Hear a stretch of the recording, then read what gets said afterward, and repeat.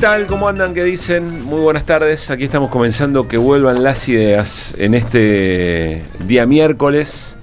Y por supuesto los miércoles ya tienen tienen particularidades, ¿no? Significan algo especialmente, por solo mencionar que estamos en miércoles, en la Argentina este tiempo ya significa algo. Se sabe que hay jubilados y jubiladas que están en la calle, que hay un operativo policial absolutamente desmedido, que el operativo es el mensaje, ahora vamos a volver sobre eso. Y muchas veces coincido también con actividad dentro del Congreso, las cosas que se reclaman en la calle. Bueno, intenta un sector de la política corregirlas en el Congreso y otro sector de la política intenta frenar efectivamente esas iniciativas.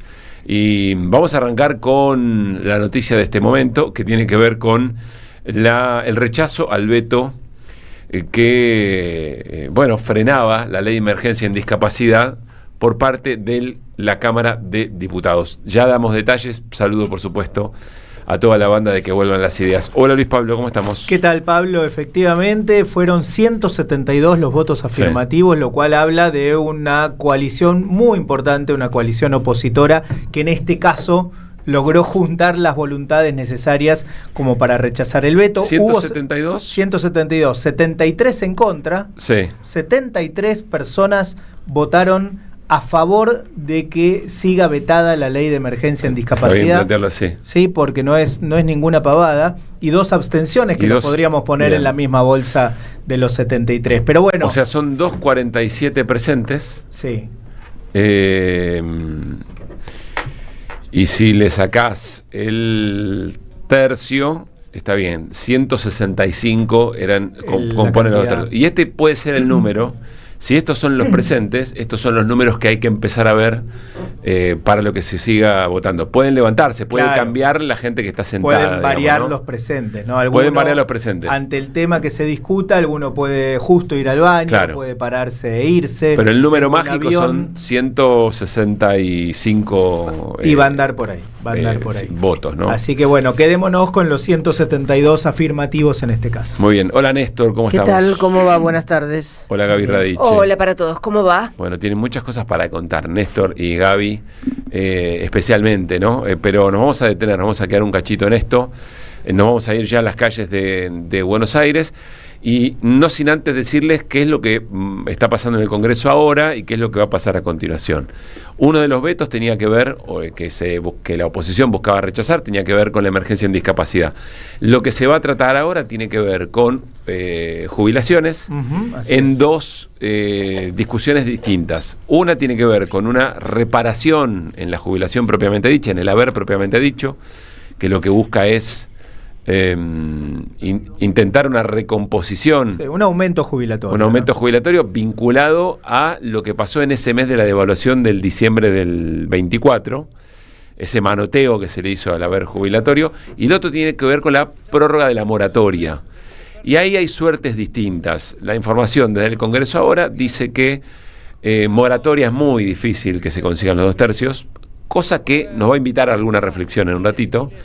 Y que el tema recomposición del haber jubilatorio, un aumento de la jubilación, está peleado, está palo por palo. Está hablando ahora Martín Soria, diputado de Unión por la Patria de Río Negro. Se están planteando ahora cuestiones de privilegio, no se está debatiendo nada de esto. Las cuestiones de privilegio son, yo quiero hacer una cuestión de privilegio a Gabriela Radiche, porque ayer dijo tal y tal cosa. A ver qué está diciendo Martín Soria. ¿Se acuerdan de la foto de la revista Noticia? El financista de la campaña de Esper, Fred Machado, en uno de sus aviones, le daba los aviones además de muchas otras cosas. Todos se acuerdan en la campaña que fue Esper a mi querida provincia, a Viedma, quienes estaban en el hotel donde presentaba su libro, el narcotraficante financista de Esper, Fred Machado, y un pelado, que no es Esper, es Claudio Sicarelli. Recuerden este nombre. Recuerden este nombre. ¿Quién es el hombre de negocio detrás de la candidatura de Esper? ¿Se acuerdan cuando balearon una Cherokee blindada, negra, bien de narco? ¿Quién era el dueño de la camioneta de Fred Machado? Estaba a nombre de Claudio Sicarelli. Recuérdanlo, retengan ese apellido. Miren dónde está Claudio Sicarelli. Acá, en el Congreso, en las gradas. ¿Quién dejó entrar a Claudio Sicarelli? primo y testaferro de uno de los peores narcos de la Argentina, Fred Machado. ¿Quién lo dejó entrar, Esper? ¿Fue usted o fue su actual pareja, la dipunarco de mi provincia, Lorena Villaverde? Mire, la verdad... Se picó, ¿eh? Escucharon bien. Se picó. Escucharon bien. Porque además de haber sido detenida en el 2002, como ya conté con una resolución, hace algunos meses atrás mostré un fallo del estado de Florida con su primer marido Villaverde, detenida con 500 gramos de cocaína, medio kilo de cocaína, su primer marido Carlos Bauzas. Pero eso no queda porque además del repertorio... Bueno, está hablando Martín Soria, que recordemos, diputado nacional de Unión por la Patria, por Río Negro, pero fue ministro de Justicia. Con lo cual alguna información debe tener, ¿no? Uno supone, y tampoco se va a mandar una acusación de esta manera si no tiene nada con qué sostenerlo. Después dirán los procesos judiciales, pero está acusando a la diputada Villaverde de ser vínculo con ese Sicarelli, que es el testaferro de Fred Machado, que es ese hombre que está detenido en la provincia de Chubut, a la espera de la extradición, porque va a ser juzgado en Estados Unidos por narcotráfico. Y es quien le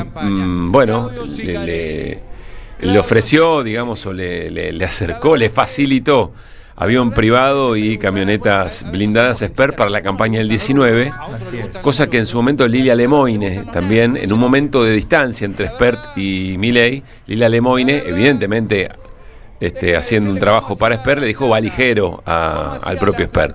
Bueno, toda una situación bastante espuria.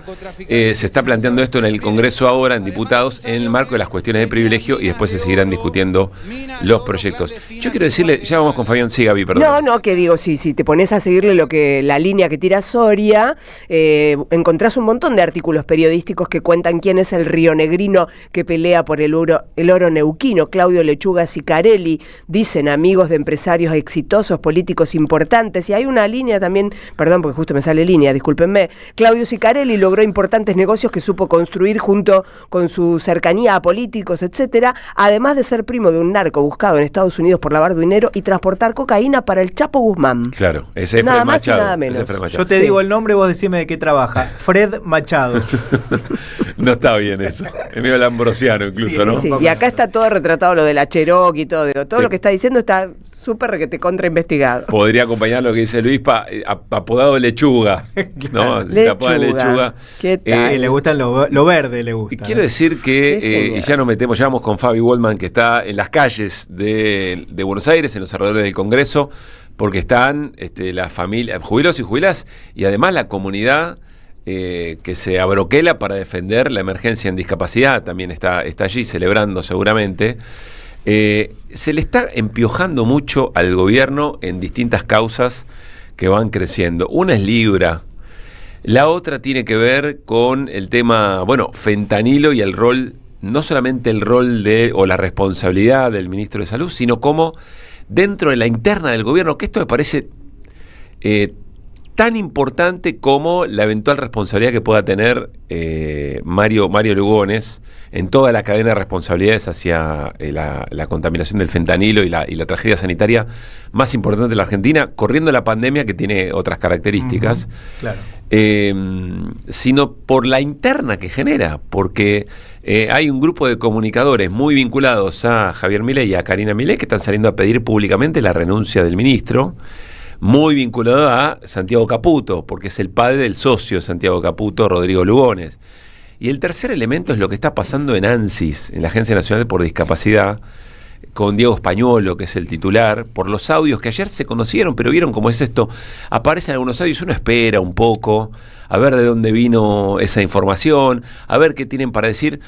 En un momento determinado, estamos hablando de audios que ahora vamos a repasar, que lo que dicen básicamente es que le cobran coimas a los laboratorios para ser proveedores del Estado, y es un audio donde Españolo, o una voz que se le atribuye a Españolo, recorre todo el circuito de distintas instituciones con los laboratorios, pero hablan de Karina Milei, los porcentajes que recibiría Karina Milei.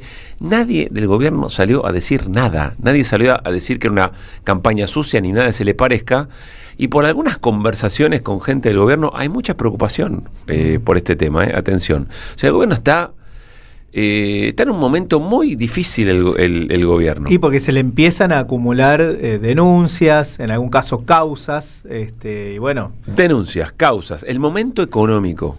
El momento económico, lo que está pasando en el Congreso, más allá de que pueda tener alguna buena noticia por el lado de la moratoria jubilatoria.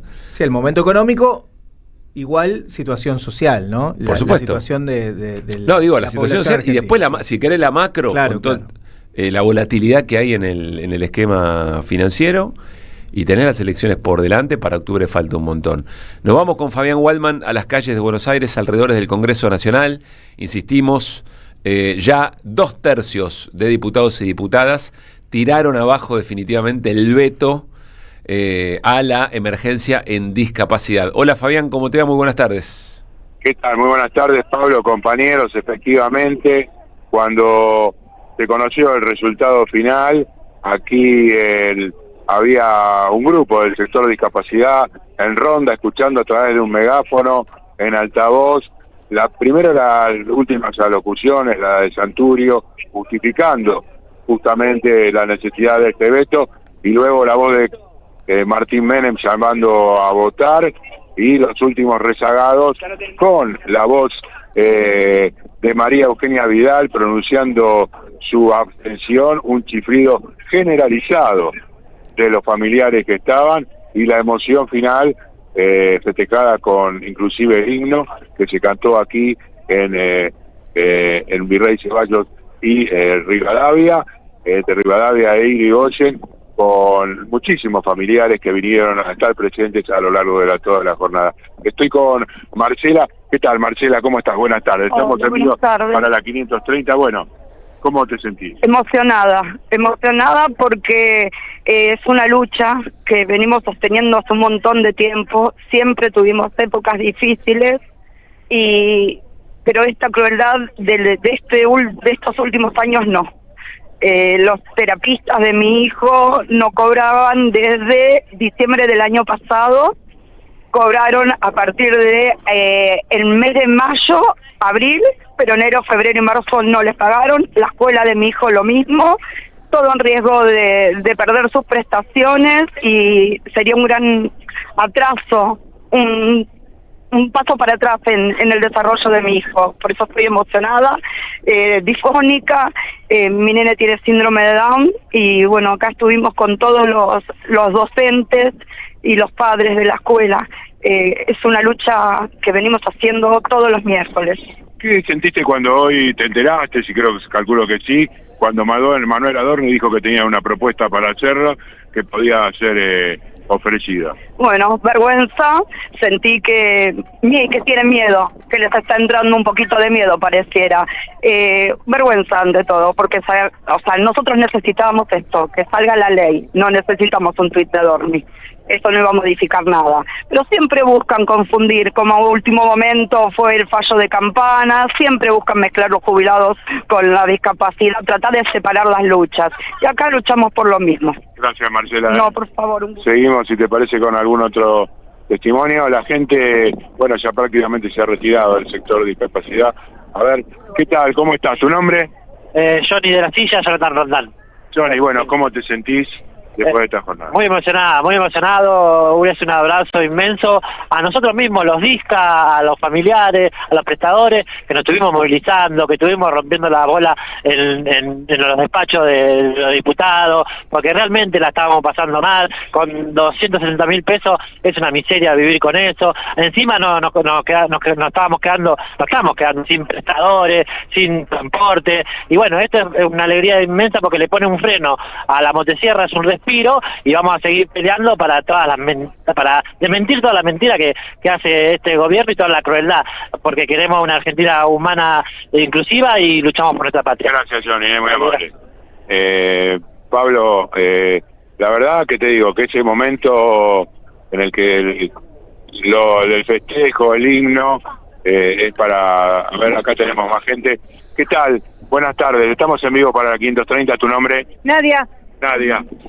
A ver, ¿quieres Sí. saber que puedes hablar o no? No, prefiero que me... Lo que preferís que hable ella. ¿Cómo es tu nombre? ¿Cómo está? María de Los Ángeles. ¿De dónde sos, María de los De Hurlingham. Somos de familia Astea Hurlingham. familias? Familia Astea Hurlingham. Familiares de personas diagnosticadas con autismo. ¿Cómo viviste este momento? ¿Cómo sentiste? La verdad que, como comentábamos, muy emocionadas porque el sistema realmente funciona, el Estado realmente funciona, y a pesar de la medida arbitraria del presidente, Gabriela Besana, de un presidente diputada sin nacional, alma que vetó una ley que significaba el garantizar los derechos de nuestros hijos y el acceso a prestaciones, a medicamentos, a terapias, a una escuela especial digna. El Senado lo defendió y defendió la idea primera de aprobar la ley, y el rechazo al veto es fundamental y nada, emociona. Ahora esperar a senadores que nos acompañen también. Gracias, Emma. No, por favor, gracias. Bueno, Pablo, me queda una preguntita para hacer a ver si nada más con esto cierro. ¿Qué tal? Buenas tardes, ¿cómo estás? ¿Cómo viviste la aprobación de...? La verdad que fue muy emocionante. ¿Tu nombre, tu edad? Eduardo Maidana, Foro Permanente de Promoción y Defensa del Derecho de las Personas con Discapacidad. La verdad que muy emocionante porque entendemos que los legisladores han comprendido que tienen que legislar para la gente, y esto es lo más importante, digamos, ¿no? La posibilidad de que las personas con discapacidad, de todo el trabajo de inclusión que se viene haciendo desde 30 años, tengan la posibilidad de acceder a derecho como es justo y como lo marca la Constitución y la ley argentina, digamos, ¿no? Y esto la verdad que nos reconforta porque hay una lucha de años que hoy, digamos, la reafirmamos con este logro. Gracias, muy amable. No, por favor. Bueno, Pablo, como verás, un picadito como para tener una impresión de lo que efectivamente está ocurriendo ahora, que ya se han retirado bastante de los manifestantes. Bien, muy interesante, Fabián, dos cosas que aparecieron en esos testimonios, por lo menos, ¿no? Como dato, como información. La primera es la abstención de María Eugenia Vidal y lo que pasó cuando vos contaste que se abstuvo. ¿Por qué? Porque el truco, esto para entender que algunas declaraciones públicas nada tienen que ver después con cómo representan esos intereses que dicen que van de pico. Porque el hecho de sentarse, de dar presente y después abstenerse, lo único que hace es no comprometer su voto con bancar el veto de Milei, que es lo que efectivamente hace, pero sube el piso necesario de los 2/3 necesarios. Claro. Con lo cual es una trampa que ya la conocemos, ya la vemos, le vemos los hilos. Primer elemento. De hecho, no estuvo presente cuando había que habilitar, María Eugenia Vidal, sí, cuando había que habilitar la votación. En ese momento no estuvo presente. Bueno, entonces, más todavía, quiso elevar el piso. Al igual que Randazzo, te agrego ahí, Luispa. Randazzo estuvo para dar quórum, pero no para habilitar la votación. Bien. ¿Pero y qué hizo? ¿Se fue o se abstuvo? Se fue en ese momento. Bueno, es más digno irse que quedarse y abstenerse, porque eleva el piso. De todas maneras, Randazzo, ¿no? Qué novedad. No, está bien, qué sé yo. Bueno, más allá de esto. Y el otro elemento es lo que vos comentabas de Adorni. Hoy Adorni, que habla, Fabián, también del momento del gobierno, creo yo. Recién estábamos hablando y sé que escuchaste de cómo el gobierno está en la encrucijada. Pero que el gobierno salga pocas horas antes a ofrecer un aumento, después de haber cacareado, después de haber hecho eso, de haberse hecho el valiente con la situación, después del posteo de Milei respecto de Ian Moche, todo eso, sí, salir a decir eso. Que perdón, sí, quiero matizarlo un poquito nada más, porque en realidad no salió a ofrecer concretamente un aumento, sino que dijo, estamos considerando. Está bien, bueno, pero pero ni siquiera dijo, bueno, vamos a poner esta cantidad de dinero para este. Pero salís en un sentido contrario a lo que venís haciendo. Y lo que dijo una de las personas entrevistadas por Fabián, más allá de eso, más que nunca queremos nosotros voltear el veto, ¿no? Sí, Fabián. Sí, no, te iba a comentar justamente de las repercusiones de lo que yo venía escuchando cuando hablaba del tema. Por un lado, de la discapacidad, el gobierno utiliza, quieren bajarlas a 500.000 del 1.800.000 que existen. Esto en palabras muy cercanas de Santiago Caputo. Las pensiones. Sí, exactamente.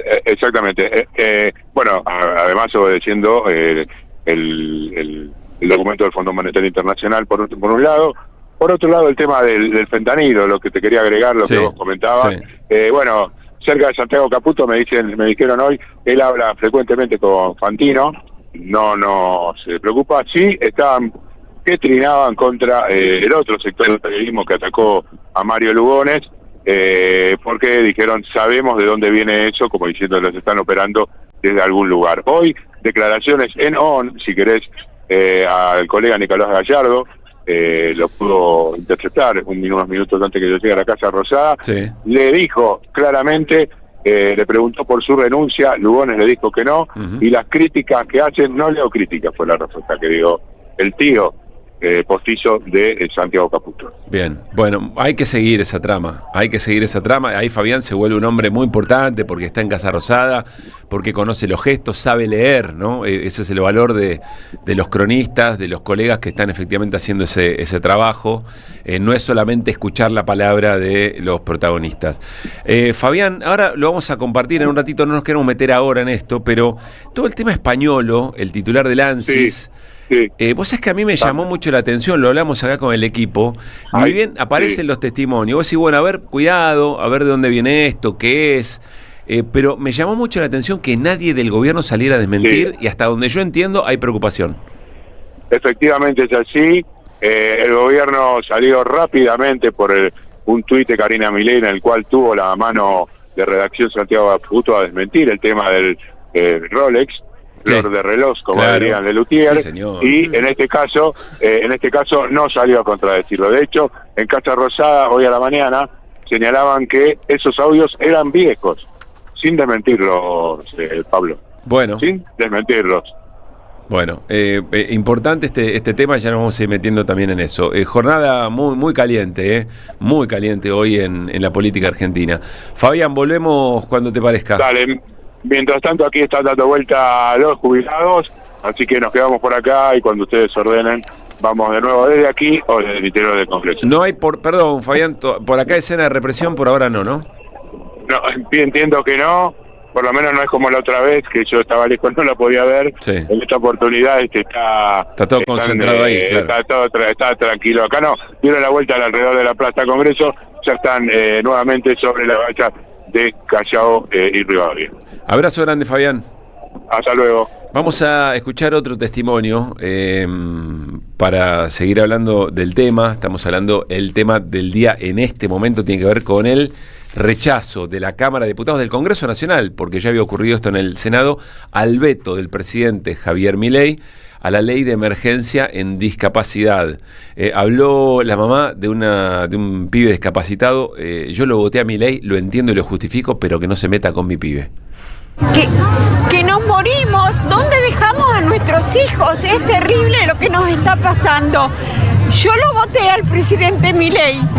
Quiero que sepa que si esto llega a él, yo lo voté porque considero que nuestro país ha sido saqueado. Pero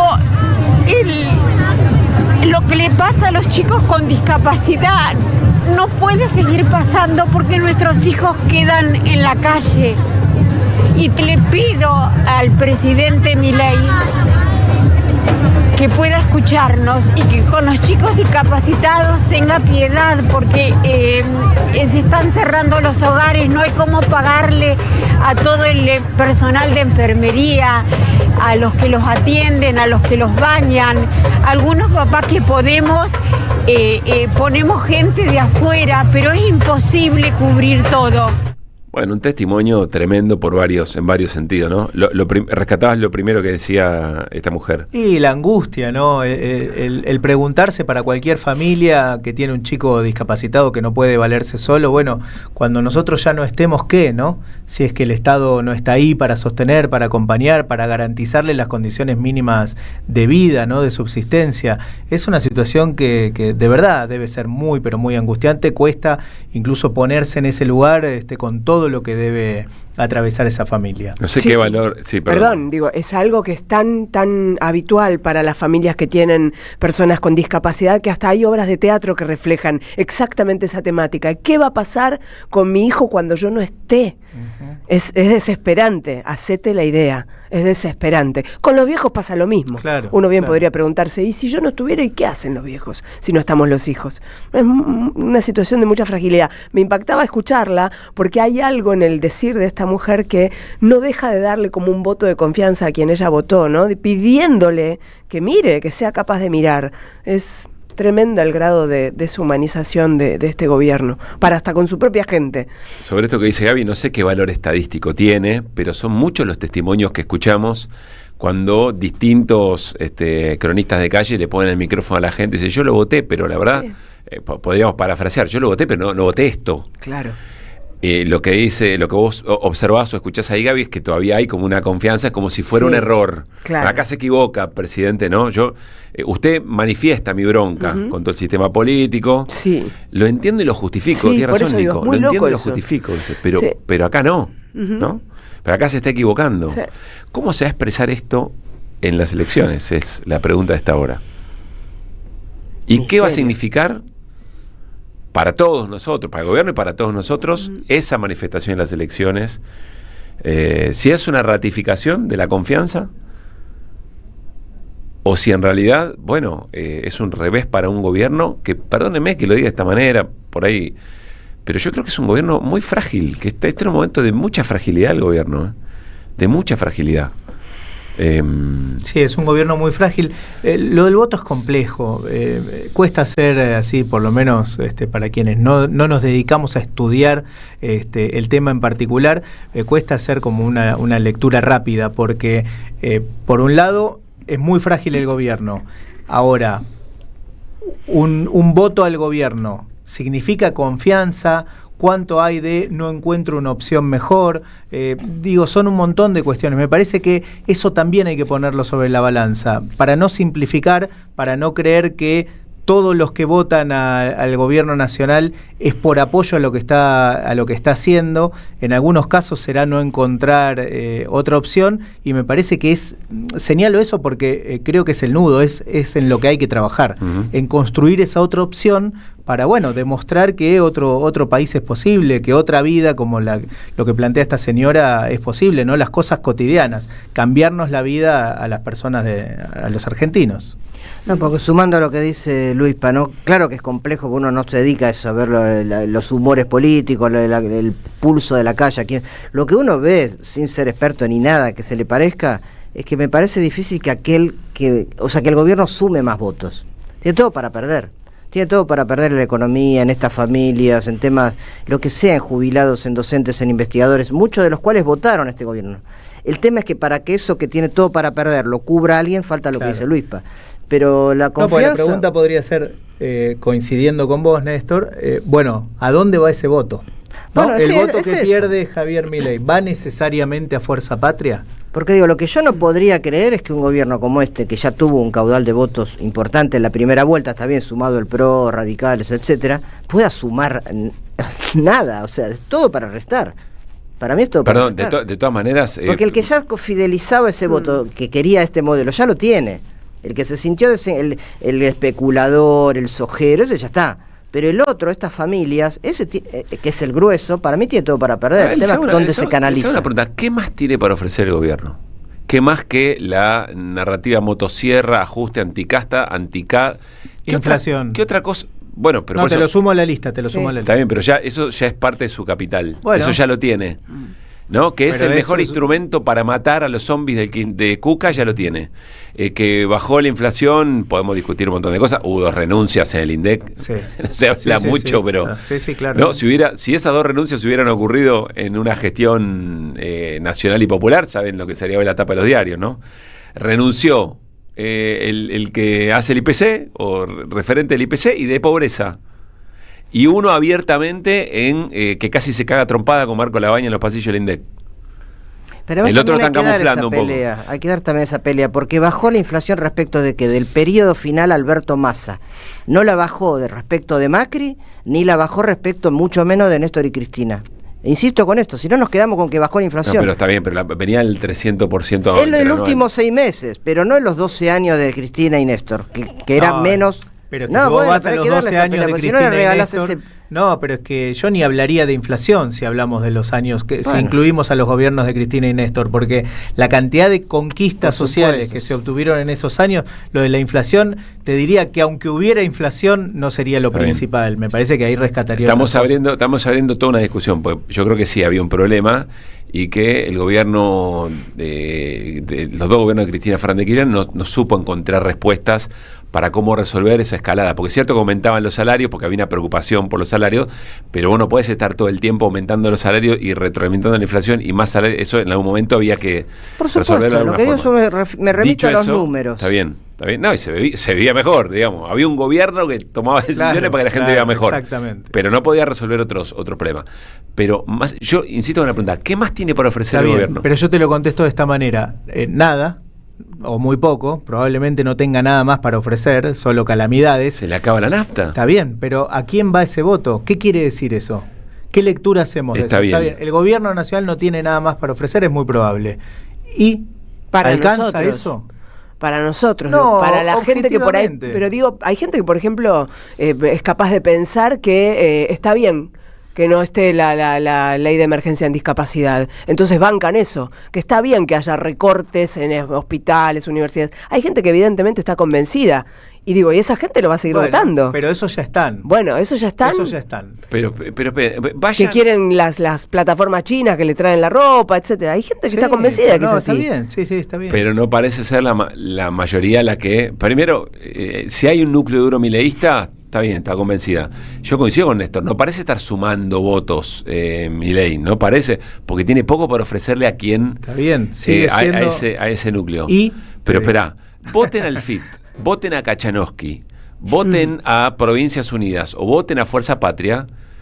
El problema de un gobierno que no relegitima en estas elecciones es un problema muy serio en la fragilidad económica en la que está, en la fragilidad social, en la fragilidad económica, en la dependencia que tiene de un montón de agentes económicos que están sosteniéndole el asunto. Pero bueno, vamos a ver. No creo que sea solamente una imagen de esta jornada. Me parece que se vienen acumulando cosas y que no tengo ninguna duda. Si no tuviera el favor mediático, el mediático concentrado, es un gobierno que estaría mucho más en pena, digamos. Quiero compartir con ustedes el testimonio de Guillermo Franco, jefe de gabinete, que me parece también muy temerario. Guillermo Franco dice, mira, aunque me veten todo, nosotros no lo vamos a hacer. Ya desconoce por completo toda regla de juego institucional respecto de lo que significa el Congreso, diciéndolo, mirá, tenés un instrumento institucional que es el veto, ok, lo ejerciste, te estamos diciendo que no, que es nuestra contraparte institucional. Y miren lo que dice el jefe de gabinete. Quien administra los fondos públicos del Poder Ejecutivo, no puede el Poder Legislativo decirle al Ejecutivo, che, gasta esto, ¿no? Esa es una función del Ejecutivo, con lo cual, como dijimos en los fundamentos, el Congreso se excede en sus funciones al tratar esto. Pero además no tenemos recursos para eso, con lo cual claramente no nos pueden hacer cumplir, salvo que nos digan emitan dinero, con lo cual tampoco lo vamos a aceptar, porque es una política central de este gobierno, no emitir y no tener déficit. Yo, la verdad, francamente, no... Me parece que no hay todavía cabal dimensión de lo que significa lo que dice Franco. Mirá, no me importa lo que diga el Congreso, no me importa nosotros no lo vamos a hacer.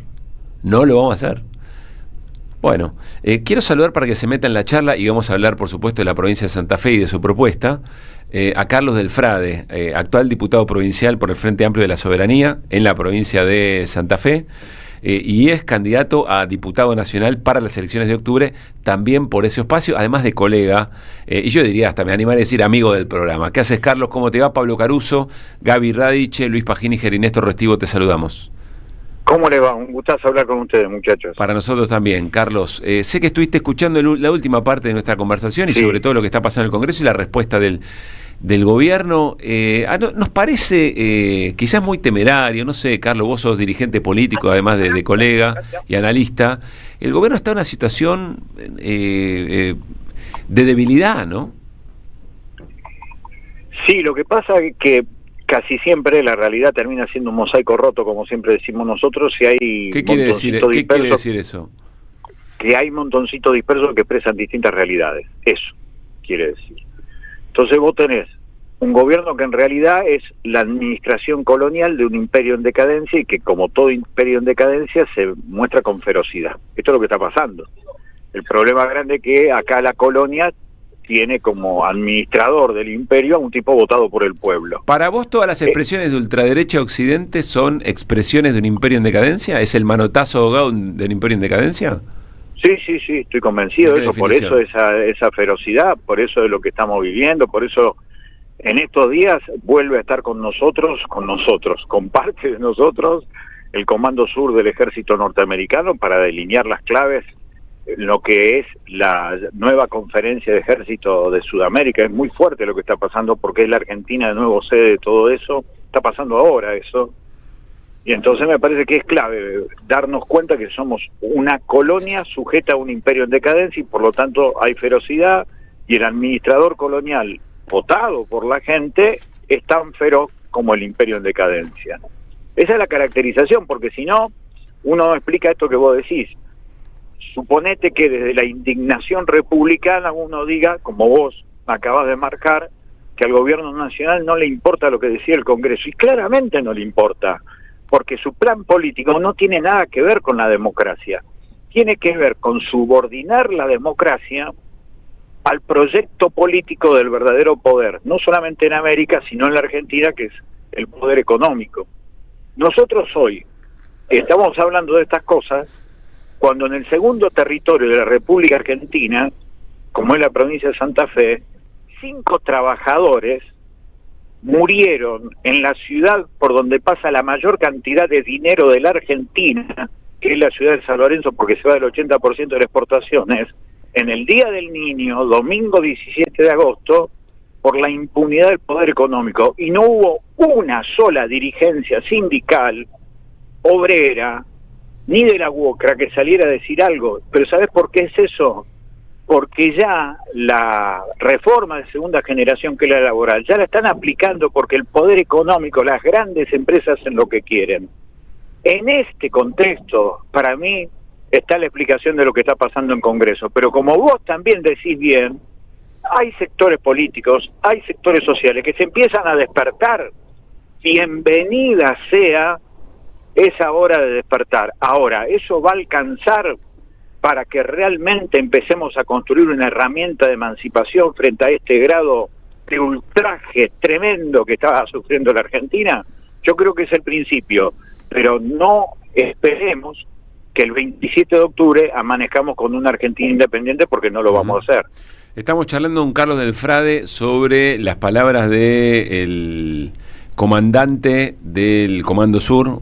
Vamos a hablar un ratito, Néstor, ¿no? De eso nos vamos a ocupar. Así es, en un ratito vamos a contar esto que está diciendo Frade, que suscribo totalmente, la visita, la segunda en 6 meses, del nuevo jefe del Comando Sur de Estados Unidos.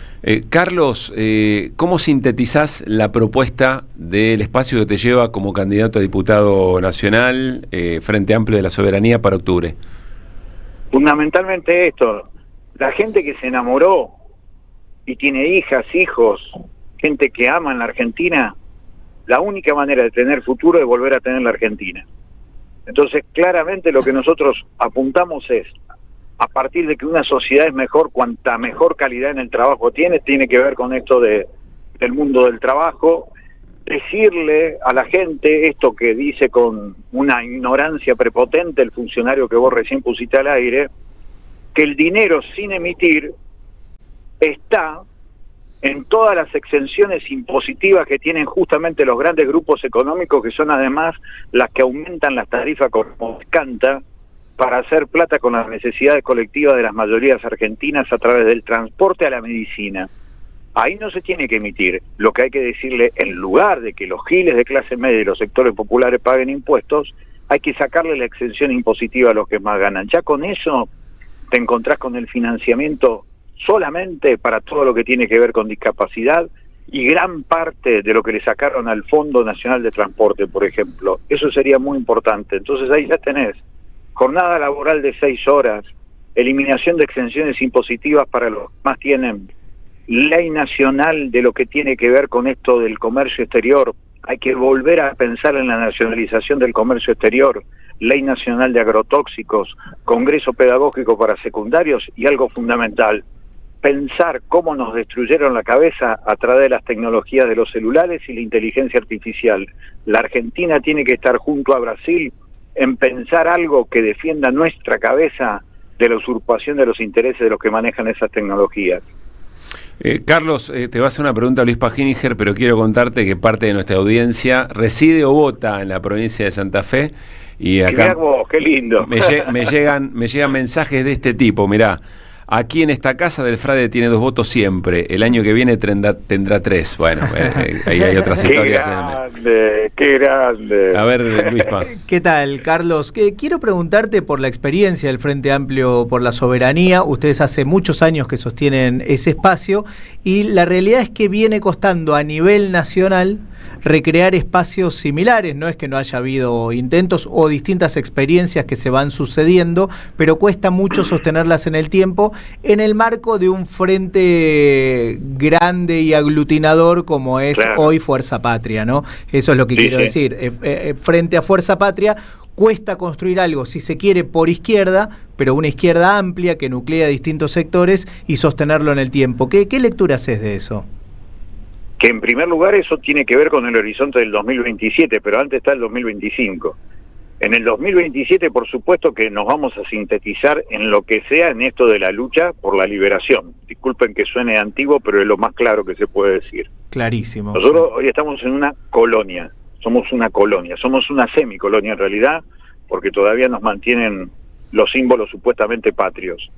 Pero lo cierto es que eso que es la lucha del 2027 tiene un antecedente. Para mí lo mejor para fortalecer ese campo emancipador que quiere pelear, que necesita darle la posibilidad de democratizar la felicidad a nuestra gente, tiene que tener fuertes espacios de izquierda nacional, que es lo que nosotros planteamos. ¿Y por qué cuesta construirlos en otros lugares por fuera de Santa Fe?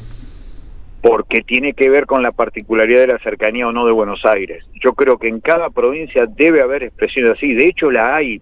Lo que necesitamos es una especie de cartografía, de mapa de esas esperanzas políticas que saben, como sabemos nosotros, que vamos a converger en un frente de liberación, porque en realidad lo que nosotros decimos, tenemos que estar en un frente de liberación. Ahora, ese frente de liberación no es el momento ahora. Ahora tenemos que mostrar que de distintas diversidades, sectores, por ejemplo, de izquierda nacional, lleguemos al Congreso. Y las que están surgiendo en las provincias se van a ir vertebrando, porque, insisto, a mí me parece que en todas las provincias existen este tipo de organizaciones que toman la agenda social como agenda política. Eso lo aprendimos cuando parimos Proyecto Sur con Pino Solanas, que para nosotros es una síntesis clarita. La agenda social de cada provincia y de cada localidad, a los que pelean por esa agenda social, después se convierten en grandes dirigentes políticos.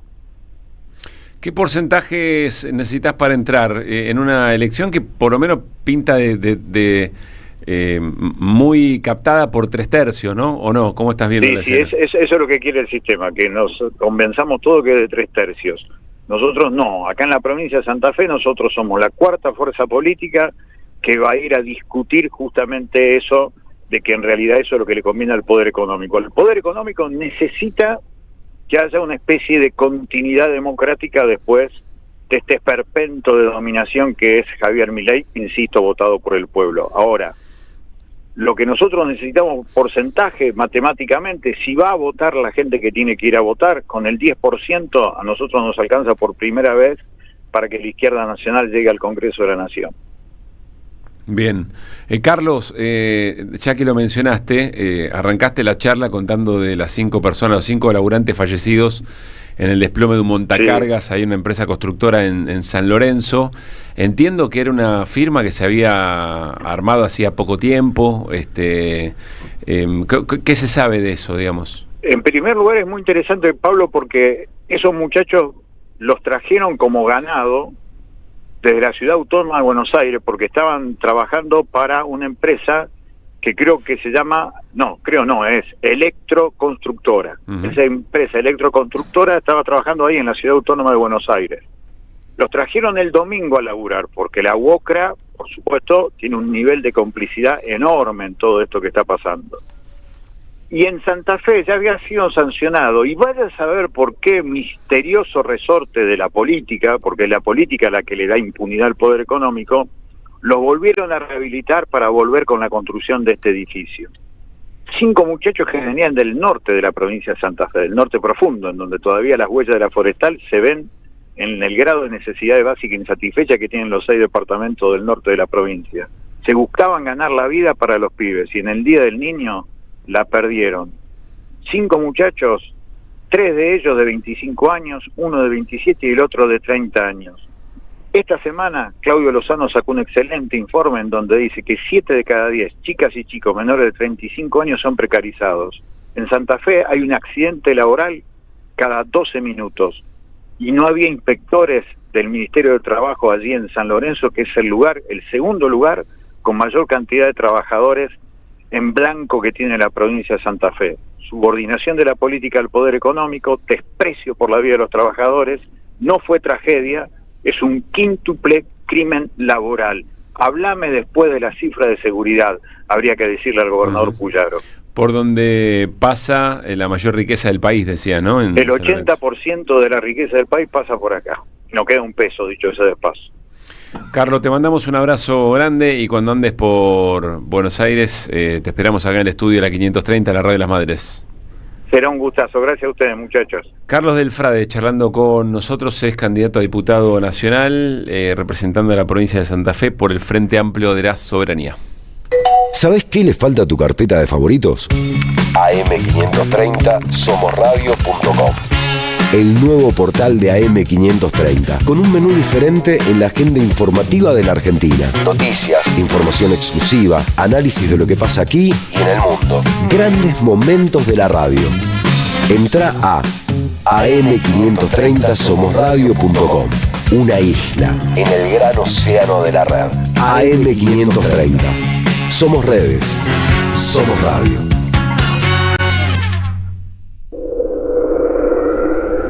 Teresa Parodi presenta Cantar con Todos.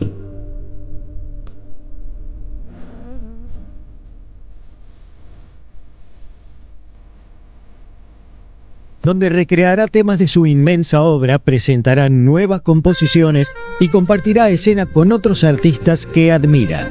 Una cita que invita al encuentro, a la comunión.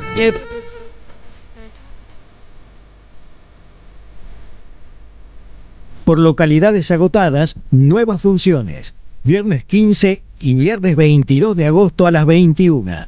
Hasta Trilce, Masa 177 Almagro, Ciudad de Buenos Aires. Entradas por Alternativa Teatral. Produce Jueguen. Invita a AM530. En 2025 venía a los talleres de Lecuni. Música, actuación, coro, tangos, cuentos, teatro, percusión y mucho más para compartir en familia. Acordate, en 2025 los talleres de Lecuni te están esperando. Informes e inscripción, informes.ecuni@gmail.com y seguinos en Facebook, Espacio Cultural Nuestros Hijos, y en Instagram, @ecuni.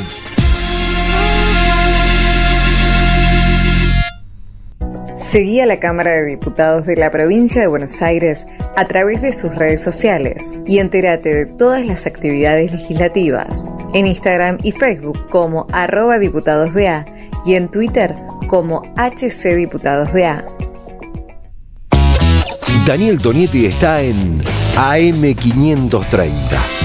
Vamos a saludarlo al secretario general de la UOM, Unión Obrera Metalúrgica, Abel Furlan. Abel, muy buenos días, ¿cómo estás? Acá hay un intento claramente de someter a la grande mayoría popular y fundamentalmente a los trabajadores mediante un proceso político, económico y social que cada vez ajusta más sobre las grandes mayorías populares y fundamentalmente sobre los trabajadores, que tienen hoy por hoy un cepo a la hora de discutir la paritaria.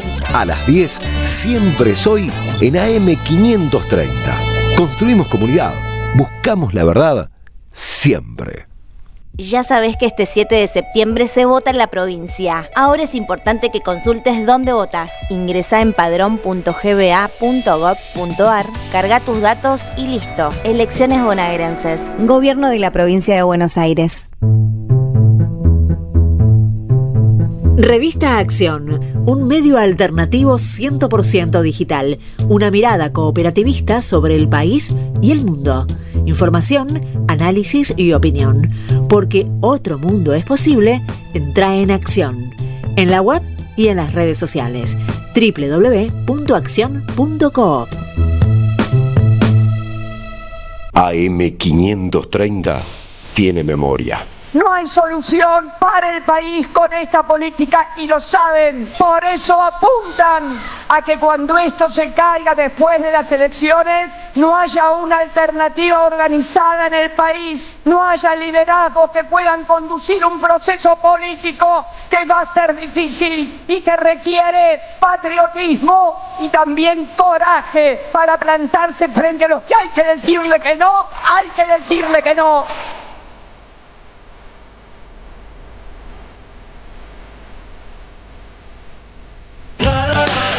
Somos radio, somos comunidad. Patriotismo y también coraje, coraje, coraje, coraje.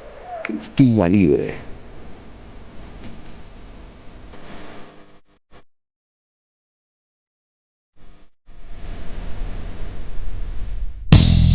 Deja tu mensaje en nuestra línea de oyentes de WhatsApp 11 3200 0530. ICBC. El futuro nos inspira. Somos Radio AM530. Ideas que vuelvan. No se puede gobernar la Argentina desde el centro. Que no es algo que a mí me guste, lo aclaro. A mí me gustarían líderes centristas, moderados, serenos y abiertos, pero que la experiencia desde la recuperación de la democracia demuestra que los líderes que lograron construir grandes ciclos políticos de reforma son líderes que se pararon en un extremo. Me refiero a Menem, me refiero a Néstor Kirchner y me refiero ahora a Milei. Y que en cambio los líderes que intentaron apuestas más moderadas y coalicionales, que son Alberto Fernández, Fernando de la Rúa y Mauricio Macri, los tres con coaliciones, de la Rúa una coalición, la Alianza fue una coalición, Cambiemos fue una coalición y el Frente de Todos fue una coalición. Esos tres líderes fracasaron. Que vuelvan las ideas. No se puede gobernar la Argentina desde el centro. Que vuelvan.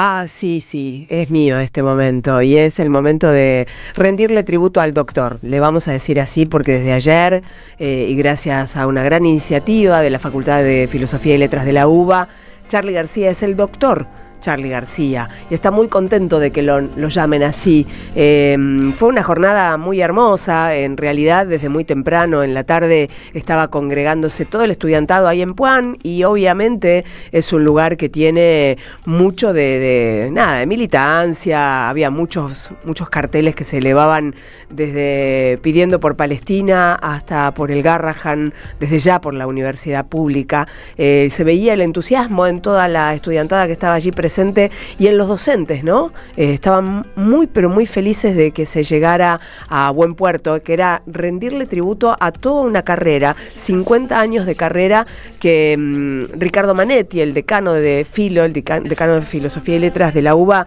se encargó de desglosar de alguna manera desde el comienzo, haciendo un hincapié en vida, en la importancia de la obra desde lo musical, pero también desde el lado humanístico. ¿Por qué? Porque Charly es todo eso, ¿no? Es poesía, pero también es el coraje de haber cantado lo que cantó en los tiempos más oscuros, cuando lo cantó con la metáfora de su lado, con la poesía de su lado. De hecho, de las cosas más emotivas que se vivían ayer en esa aula era ver a los docentes en equipo, ¿no? Hay equipo, dice Lisa Dicione y lo replica en las redes. Ella es la titular de la cátedra de música popular de Filo y de la UBA y es una de las impulsoras también de este tributo que se rindió ayer. Y Lisa decía en un momento, que dicho sea de paso es una de los miembros originales de Los Piojos, ¿no? Fundación Original Tecladista de Los Piojos. Lisa, que ahora es la responsable de la cátedra, decía, ya por haber escrito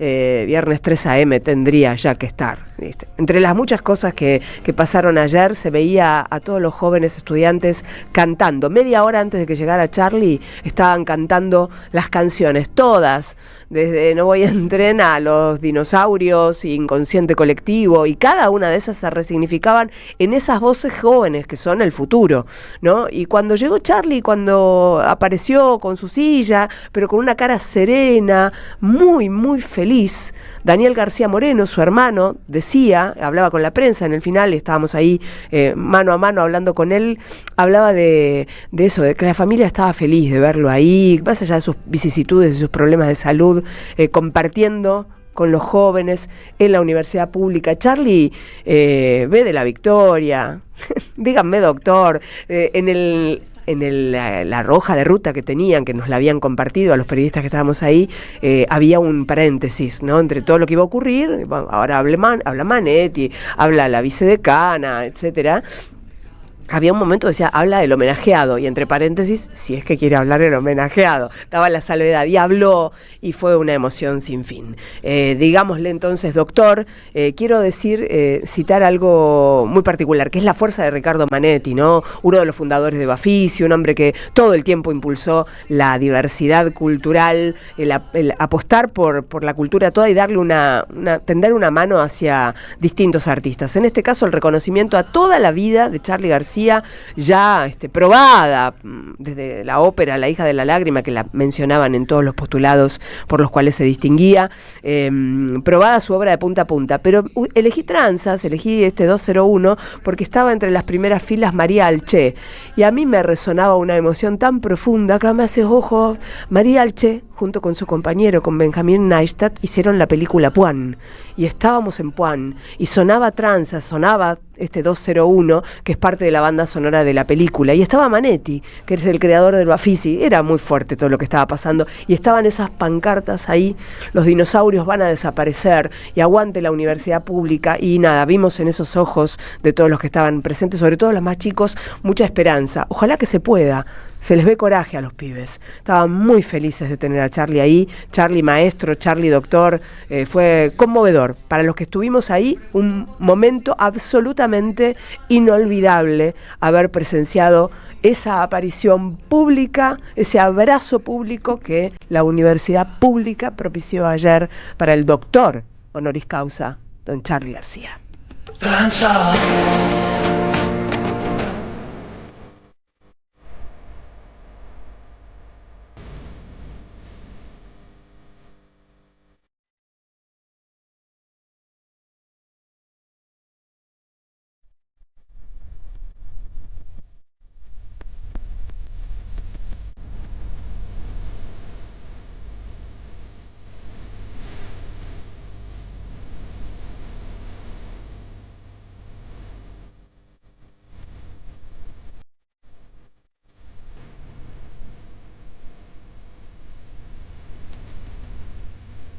por este reconocimiento tan importante.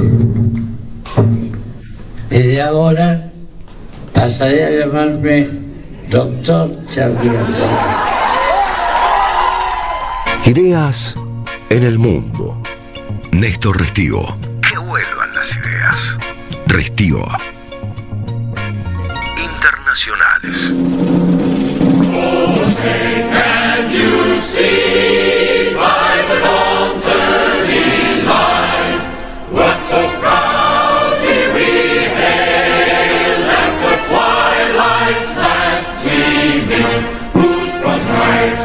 La convivencia de la palabra de Charlie García sumado al himno nacional estadounidense, no sé si machan bien. Néstor Restivo. Es un programa de contrapuntos. Bueno. Tenemos que darle la bienvenida. Está Alvin Hosley acá, que es el jefe del Comando Sur. Sí. Entonces, para un poco picar un poco la cuestión con Charlie. Say no more. Say no more. Say no more. Claro, say no more. Tenemos que poner frase say no more. Lo pusimos porque está de visita el jefe del Comando Sur. Recién hablaba Carlos del Frade, desde Santa Fe, con quien hablamos de la situación nacional, la perspectiva electoral, de esta visita, ¿no? Que es yo decía, es la segunda en 6 meses, y se suma a las tantas otras que hizo su antecesora, la ya legendaria Laura Richardson, que patrullan, esa es su misión, todos los países del sur de las Américas, con una, impunidad tienen desde el punto de vista legal, pero una impunidad oratoria impresionante, ¿no? Laura Richardson era peor, era más zarpada. Este hombre tiene una agenda, la misma agenda, pero algunos modales un poquito mejores, pero no se cuida de patrullar Argentina y tantos otros países, afirmando esta obsesión que tiene Estados Unidos con la creencia de que ellos son los dueños de nuestros recursos naturales, nuestros mares, etcétera, etcétera. Bueno, lo recibió el ministro de Defensa, Luis Petri. Él vino por una actividad que se hace acá, que se llama South Deck, se hace en otros países también, esta vez le tocó a Argentina, es una cumbre regional en la cual participan varias autoridades militares de distintas armas y fuerzas y proveedores de equipos y demás, ¿no? Estuvo hablando Petri primero, el ministro, quien alertó como siempre de supuestas organizaciones terroristas, criminales que nos azotan, etcétera, etcétera, y que eso justifica la presencia de misiones militares de Estados Unidos que nos vengan a proteger. Y en el caso de Hosley, compartió esa idea de los grupos narcoterroristas. Ahora vamos a hablar un poquito de eso, porque justamente en estos días no está del todo confirmado, pero pareciera que es un despliegue muy grande militar y naval de Estados Unidos en el Caribe, con tropas militares, y Petri justificó eso por la supuesta presencia de organizaciones narcotraficantes y demás, y Hosley dijo lo mismo, pero agregó, por supuesto, al enemigo de China. Dijo: el Partido Comunista de China continúa su metódica incursión en la región y busca exportar su modelo autoritario, extraer recursos valiosos y establecer infraestructura de posible uso dual, desde puertos hasta el espacio, dijo el jefe del Comando Sur de Estados Unidos. Su presencia, la de China, e influencia tienen consecuencias de gran alcance en todos los dominios, particularmente en el Cono Sur, donde líneas marítimas vitales de comunicación, como el Estrecho de Magallanes, el Paso Drake, funcionan como cuellos de botella estratégicos que podrían ser utilizados por el Partido Comunista de China para proyectar poder. Es el mismo discurso que Richardson, ¿no? De Laura Richardson. Cada vez que viene, por supuesto, muchas de las posibilidades de cooperación que tienen nuestros países, que necesitan tanto infraestructura, puentes, puertos, centrales, represas, etcétera, quedan interrumpidas por esta injerencia absoluta del gobierno de los Estados Unidos en América Latina. En estos días, se está produciendo un anunciado despliegue militar del gobierno de Donald Trump y de las Fuerzas Armadas estadounidenses, sobre todo en el Caribe. De hecho, algunos gobiernos reaccionaron. Por ejemplo, el gobierno de Venezuela llamó a sus reservistas para que se preparen para, por lo menos para una demostración de fuerza, porque varias de esas navegaciones que va a poner Estados Unidos en el Caribe van a ir seguramente a las costas de Venezuela. En ese país hay más de 3 o 4 millones de reservistas formados en la época de Hugo Chávez. 4 millones de reservistas, de soldados, es un montón de gente movilizada, ¿no? Pero es uno de los pocos países que reaccionó. Por ejemplo, el asesor de Lula, Celso Amorín, dijo que estaba preocupado.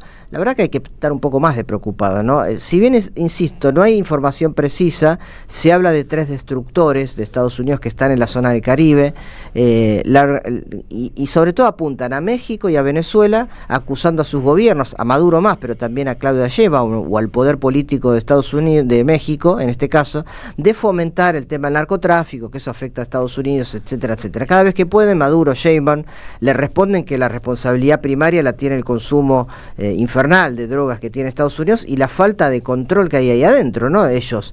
Por otra parte, muchas de las organizaciones criminales narcotraficantes, que por supuesto existen, manejan armas que son armas que cuando se las requise y demás, casi todas son fabricadas en los Estados Unidos o se comercializan en esas espurias fronteras donde hay mucha corrupción de parte de las fuerzas de seguridad de Estados Unidos. Digo, no se hace cargo Estados Unidos su parte y con esa justificación hace presencia fuerte en nuestro continente.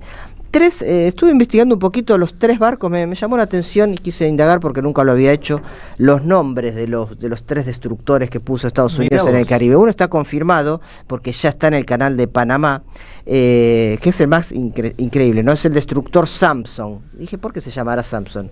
Estuve averiguando, es en honor a un almirante estadounidense que justamente fue el que bombardeó Puerto Rico a fines del siglo XIX en la guerra con España, por la cual Estados Unidos se quedó con Puerto Rico y también facilitó, digamos, la independencia de Cuba con la idea de después tomar Cuba también. Y ahora están en ese lugar, este barco que lleva el nombre de este bombardero de Puerto Rico está presente. Y después en Florida, no se sabe si ya zarparon para el Caribe, está el crucero Dunham y el crucero Gravely. Dunham, averigüé, es el apellido de un cabo de 22 años de Estados Unidos. ¿Por qué un cabo de 22 años le dan el nombre de un tremendo aparato de esos que son infernales, que van por el mar con todo tipo de misiles y demás? Porque fue un héroe de Irak. Él se arrojó arriba de una bomba e impidió que muchos otros militares murieran. Él murió. Claro, lo que hay que decir es que en Irak invadieron, destruyeron, masacraron a un pueblo entero, destruyeron una nación y una cultura por una noticia falsa que era la supuesta posesión de armas químicas de Saddam Hussein. Pero bueno, el chico 22 años, pobrecito, murió, ahora lleva el nombre de un crucero. Y el otro es el crucero Gravely, que es uno de los primeros almirantes afroamericanos en 1942. Hasta esa fecha había muy pocos originarios afrodescendientes militares. Bueno, este hombre es un héroe de esa época y por eso lleva su nombre este destructor. Bueno, este tipo de barcos es el que empieza a patrullar la zona del Caribe y nosotros acá en el Cono Sur tenemos la presencia de Alvin Hoxley, con gobiernos como el de Noboa, como el de Milei, como el de Bukele, veremos qué pasa en Bolivia, que le dan pie a que esta injerencia inusitada vaya creciendo cada vez más en nuestra región. Que vuelvan las ideas. Hasta las 18. Volver con actualidad. Regreso informativo. Que vuelvan las ideas.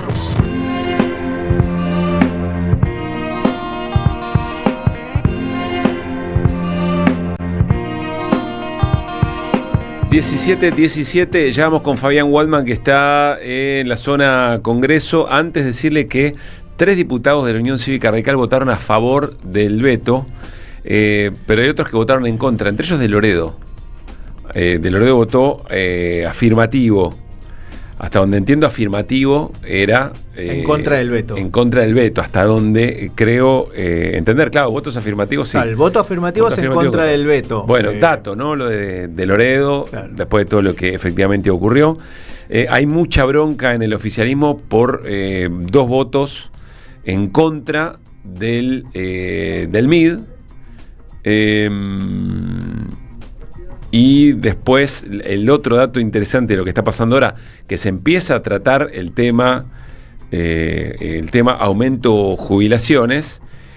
Estoy leyendo algo que informa Pablo Ibáñez, nuestro querido compañero Pablo Ibáñez. Dice: la Libertad Avanza con aliados, parte del PRO, UCR con Peluca, más gobernadores socios, sostiene 75 votos en el tratamiento de diputados. Si se repite la votación de la habilitación para tratar este tema, le faltan 5 votos para blindar el veto.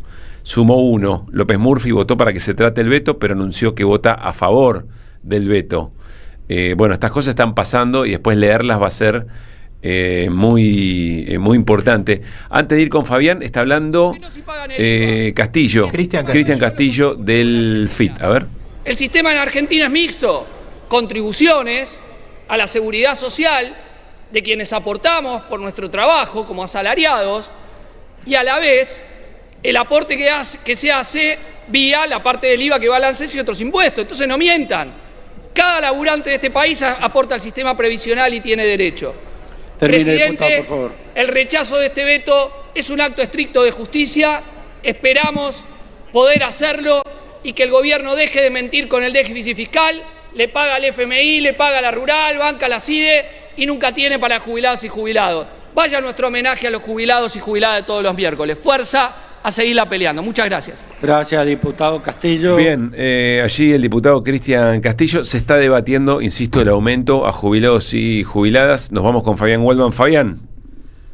¿Qué tal? Buenas tardes nuevamente. Un par de datos, mientras aquí lo que se tiene justamente son el sector de los jubilados, el sector de discapacidad ya se retiró. Por un lado, el horario de votación sería aproximadamente las 19:30 horas, Pablo, y por otro lado el gobierno ya está oficializando en OFF que está gestionando toda la articulación judicial para ir contra el veto del sector de discapacidad.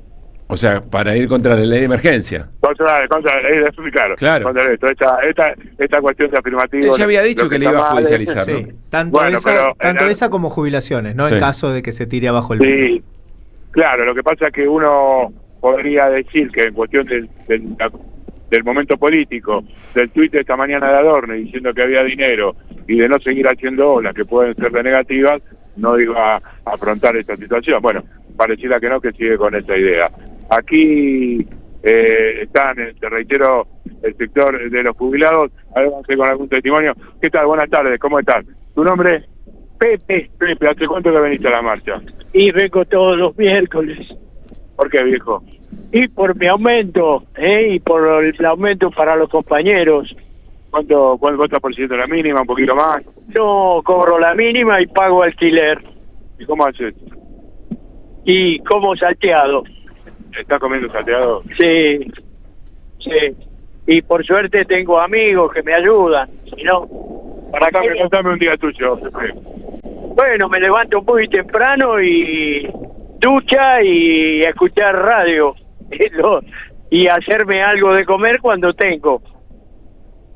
Trato de estirar la comida. ¿Cómo haces con el tema de los remedios hoy? Los remedios, tomo 3 remedios, 2 de la presión y 1 para las piernas. Y los de la presión los recibo con el 100%. Ah, bien. Y el de las piernas pago el 60%. Ok. Ahora van a votar a 7:30. ¿Qué le dirías a alguno de los que dicen que no se puede dar el aumento? ¿Cómo no se puede dar el aumento? Hay plata para cualquiera, menos para los jubilados.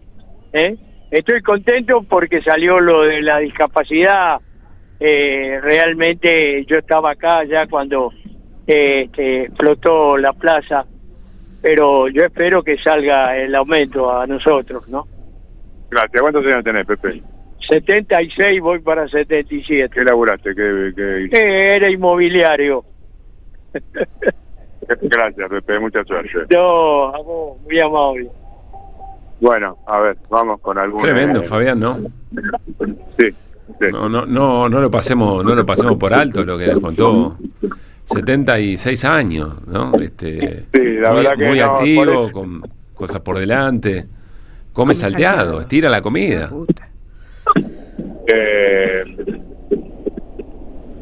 Bueno, la verdad que sí, y es la realidad, digamos, no, nada más y nada menos me parece, Pablo, que este gobierno, como dicen ellos, no la está viendo.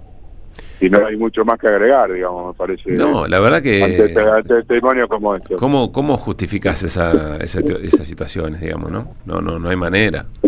No hay manera. ¿Cómo le explicás, no. cómo construís un relato de que todos los que no reciben el aumento, como bien decía Pepe, no hay plata cuando se sabe que hay exenciones impositivas para gente que es parte, que es cabeza de sectores económicos muy poderosos, ¿no? Es muy difícil explicar. Yo convivimos con un nivel de ajenidad respecto a lo que le pasa al otro, de empatía de estas situaciones. ¿Cómo haces para justificar, por ejemplo, que no haya una moratoria jubilatoria para gente que la patearon afuera del sistema, que no es que tomó la decisión de que no se le hicieran aportes ni nada que se le parezca? En la cabeza de esta gente, ¿qué hizo mal un tipo de 76 años para tener que comer salteado? Que laburó en el sector inmobiliario. ¿Cuál es el pecado mortal que cometió en vida para no morfar, ¿no? Para comer salteado, ¿no? Dale, Fabi, dale más. Sí. ¿Querés alguno más? Vamos con otro más, si te parece. Dale. A ver, vamos con uno más. Perdón, ¿cómo estás? Buenas tardes. Estamos en vivo para la 530. ¿Tu nombre cuál es, viejo? Arturo. ¿Venís todos los miércoles? Todos los miércoles. ¿Estás jubilado? Estoy jubilado y formamos parte de un movimiento de jubilados en favor de crear el sindicato de jubilados. ¿Tu situación personal, cómo la está pasando? Mirá, yo estoy militando fuertemente para poder recuperar los derechos perdidos durante el gobierno de Milei. ¿Y con la mínima estás con un poco más? No, un poco más. Un poco más de la mínima. Sos un rico, digamos, sos un potentado. Claro, pero esto no me permite dejar de lado lo que están pasando otros compañeros y otro sector, que es el sector más vulnerable, el de los jubilados, el más necesitado, el que está pasando más carencias. Pero así todo es el sector que está encaminando la lucha. Está encaminando la lucha y es del sector de la resistencia. La resistencia. Sí. En otra época era la juventud. Sí, en una época fue la juventud. En ese momento el sector más castigado y que está encaminando la resistencia a este modelo económico, cruel, egoísta, y que está vendiendo el país. Está vendiendo el país. Somos nosotros, los jubilados. Gracias, muy amable. No, por favor. Bueno, también reflejo de una época, me parece. Sí, claro, muy bien, Fabi. Luispa, quería sumar algo. No, recordar, ¿no? Porque me parece que viene bien, escuchando sobre todo estos testimonios, qué es lo que se está discutiendo hoy. Porque pareciera que cuando se habla de aumento jubilatorio, que en caso de darse marcha atrás con el veto, bueno, los jubilados van a pasar a cobrar fortunas. Y estamos hablando de aumentar el bono de 70.000 pesos a 110.000 pesos. Para jubilaciones, la mínima, corríjame ustedes, está en 320.000 pesos, un poquito más de 320.000 pesos. Se aumentaría el bono de 70 a 110.000 y luego el aumento periódico por inflación. De eso estamos hablando. Y que no es que todo lo que pasó te lo devuelven, ¿no? Pero olvídate. O sea, todo lo que se manotearon ya se lo manotearon. De eso estamos hablando, de esas cifras estamos hablando, ¿no? Porque hablamos así en el aire de aumento jubilatorio y alguien puede pensar, bueno, a partir de ahora, en caso de rechazar el veto, le cambia la vida a los jubilados, y no, tampoco. Y algo más, y ahí voy, Fabi, con vos. Pero cada peso cuenta. Algo más, que se desentiende el sistema previsional, lo que puede o no puede el sistema previsional del modelo económico, del modelo de país. Ayer Hernán Lecher lo explicó perfecto. Si vos tenés un sistema que expulsa a trabajadores, que destruye puestos de trabajo, tenés menos aportes. Claro. Que destruye salario, tenés menos aportes. Por supuesto. Que efectivamente va hacia la informalidad y creciendo, tenés menos aportes. No va. Ahora, no puede discutir el sistema previsional sin discutir el modelo de país. Porque ahí hay una consecuencia directa, que es la segunda parte del plan. Sí. La segunda parte del plan es convencerte de eso mismo que vos acabas de decir, que no deja de ser una realidad. Y bueno, empezar a hablar de la privatización de las jubilaciones de vuelta, de las AFJP. Entonces, pero cada venimos. ¿Cómo? Pero ¿De dónde venimos? ¿De dónde venimos? Exactamente. Pero mirá cómo funciona el sentido común en este país y en el mundo. Bueno, yo que puedo, que tengo un poquito más, acepto lo de las AFJP, pago ese seguro jubilatorio todos los meses, y cuando sea viejo, yo que voy a poder, porque todos creen que van a poder, ¿viste? Mágicamente todos creen que van a poder, que a ellos nunca les va a tocar o que a nosotros nunca nos va a tocar, y bueno, al final caemos en la volteada absolutamente todo. Por eso es interesante lo que charlamos con Luis Campos hace poquito, abogado laboralista, investigador de la CTA Autónoma, que decía, Ojo con dejar de pelear por la construcción de puestos de trabajo formales. Otra conversación. Fabi, no sé si te quedó algo o cerramos acá. No, creo que ahora aquí, como te digo, bueno, va a quedarse la gente hasta que se vote. Sí. Esperemos que no llueva porque están cayendo algunas gotas como para empañar un poco la jornada, pero nos movemos ahora adentro del Congreso a ver cómo sigue toda la cosa por Muy aquí bien. y tomar un poquito de repercusión. Abrazo grande, Fabi. Abrazo. 5:30 de la tarde. Que vuelvan las ideas. Hasta las 18. Dinámica e información. Regreso informativo. Que vuelvan las ideas. Que vuelvan.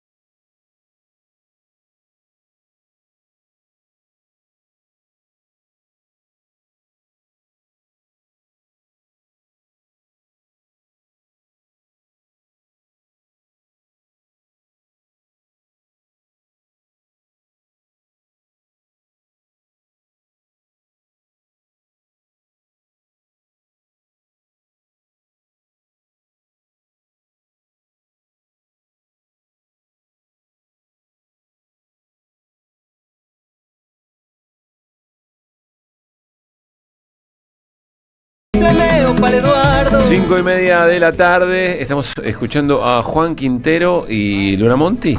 Sí, el dúo es una canción de ambos que solían tocar. En esta versión en particular no la escuchamos a Luna Monti. O quizás está tocando algún instrumento. Claro, absolutamente. Pero hermoso tema, bandera. Che, le mandamos un gran abrazo a Ernesto Snager, que persiste en invitarnos a distintos eventos en momentos en que no podemos, pero prometemos que vamos a ir. Le mandamos un enorme abrazo a Ernesto. Bueno, ¿qué más se tiene que tratar en el Congreso Nacional si los quórums se mantienen, Luis Pablo? Bueno, excelente pregunta. En primer lugar, eso, ¿no? Recordemos, para cada uno de los temas que se discutan tiene que haber un quórum particular. No es que se logró quórum por única vez y a partir de ahí ya se trata todo, sino que hay que ir consiguiendo el quórum en cada uno, lo cual de por sí es toda una negociación y toda una rosca particular, más allá de las opiniones que de por sí tienen cada uno de los diputados. Bueno, decíamos recién con Fabián Waldman, se está discutiendo ahora el aumento jubilatorio, lo explicábamos, esto eleva el bono de 70 a 110 mil pesos y además fija actualizaciones por inflación. Luego vendrá, este es por lo menos el orden que estaba informado, vendrá la distribución de los ATN, de los aportes del Tesoro Nacional. Esto refiere a la coparticipación para todas las provincias de manera automática, un reclamo fundamental por parte de los gobernadores de casi todas las provincias argentinas.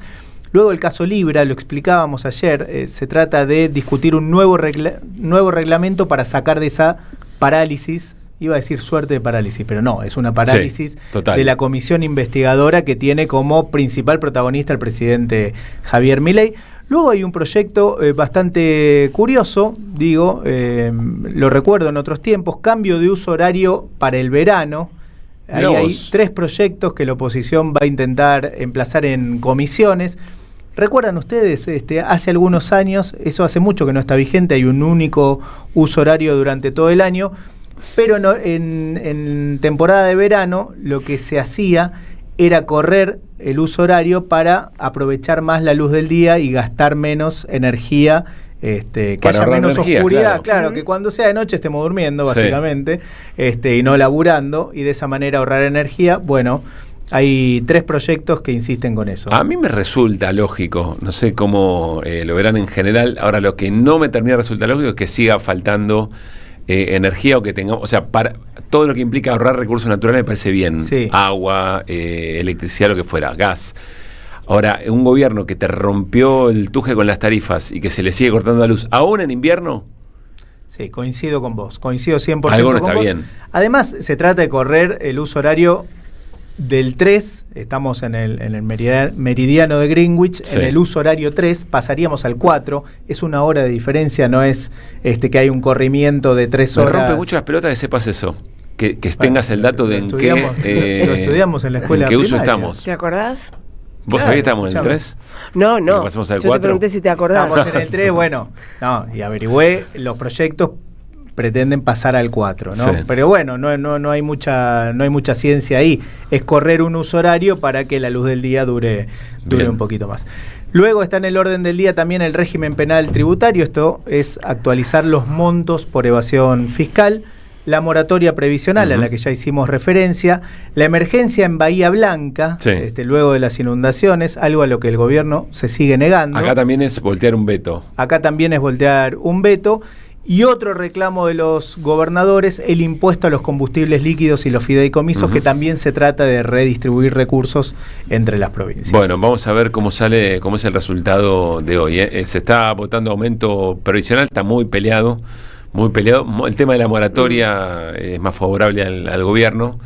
Insisto que abre toda una discusión, ¿no? ¿Qué concepto tiene la dirigencia política de una moratoria previsional? Yo creo que se deja llevar también por algunos cantos de sirena, por el que dirán. Yo creo con un desconocimiento total de cómo funcionaba la moratoria, pero bueno, veremos cómo sigue eso, ¿no? Más que desconocimiento, hubo operaciones de desinformación muy específicas, intentando mezclar, confundir. Creo que esa es la razón por la cual no se sabe cómo funcionaba la moratoria. Hubo una campaña de desinformación concreta. Pero además lo que me parece sumamente hipócrita es que además van comprando los aportes, se le descuenta de esa jubilación a quienes no tuvieron los aportes en su momento, pero no porque no quisieron, y se la gastaron en otra cosa, sino porque los laburos que tuvieron no le hicieron los aportes. Así es. Pero en vez de discutir, tenés que tener coraje político para discutir de dónde la sacás para sostener esa moratoria, si es que efectivamente falta el recurso. No sacarle esa garantía de un mejor vivir a las personas que están en una situación de todas maneras, laboral pasiva. Subrayemos lo que acabas de decir. Todas esas personas lo pagan. Si la jubilación es de 100, hay un porcentaje que no tengo presente cuál es, pero supongamos 20 se van para sostener los años en que no se aportó, con lo cual cobra menos en la práctica. No cobra los 100, sino que cobra 80, suponete. Porque los recursos salen de ahí mismo. Pero ponele que aún así no te alcanza. Y son jubilaciones mínimas. Andá a discutir a quién le tenés cómo repartir mejor la que hay. O generar más recursos, ¿no? Esa es la osadía política. La verdad, no me parece que dice un montón de cosas de las cosas que nos pasan, que esa discusión tenga ese. Que se corte, que la discusión se corte por la parte más delgada, ¿no? La parte más vulnerada. Bueno, 5:37. Somos Radio AM530. Somos los engranajes de una máquina infernal. Somos las marionetas de este proyecto global. Los engranajes, personajes atrapados en el laberinto de una gran empresa luchando por escalar posiciones. Una mirada crítica desde la ironía y el humor. Todos los sábados a las 20 en el Teatro Anfitrión, Venezuela 3340. Los engranajes de Nathan Kusnir. Entradas por Alternativa Teatral. Neoliberalismo y resistencias en América Latina, volumen 2. 6 agudos investigadores nos invitan a pensar en torno a los modelos de integración regional ante las complejidades del tablero geopolítico del siglo XXI, compilado por Sebastián Pasquiarello y Juan Facundo Muccia, miembros del CEDI, Centro de Estudios para el Desarrollo Integral, con prólogo del ex canciller Rafael Bielsa. Conseguilo en librerías y en edicionessicus.com.ar. Te esperamos en nuestra librería café de Adolfo Alsina 685, Capital Federal. Ediciones Sicus. Libros para una cultura de la integración. ¿Sabías que estás increíblemente cerca de una de las catedrales más importantes del mundo? ¿De un teatro a la altura de la Scala de Milano? ¿De un museo de ciencias naturales tan impactante como el Smithsonian de Washington? ¿De un parque infantil que inspiró al mismísimo Walt Disney? ¿Y de la primera ciudad planificada de Latinoamérica? Sí, todo eso lo encontrás en La Plata, además de una increíble gastronomía, los mejores planes y plazas diseñadas para enamorarte. Redescubrí La Plata. Estamos acá, increíblemente cerca. Municipalidad de La Plata. Tronador, agua mineral, botellones y dispensers para el hogar y la oficina. Hacé tu pedido al 4201-2627 o mandanos un mail a info@aguatronador.com.ar. Tronador, agua de mesa envasada. 12 de octubre 632 en Avellaneda. Ya sabés que este 7 de septiembre se vota en la provincia. Ahora es importante que consultes dónde votás. Ingresá en padrón.gba.gov.ar, carga tus datos y listo. Elecciones bonaerenses. Gobierno de la Provincia de Buenos Aires. AM530 Somos Radio. Buscamos la verdad siempre. Que vuelvan las ideas. Hasta las 18. Regreso informativo. Opinión y reflexión. Que vuelvan las ideas.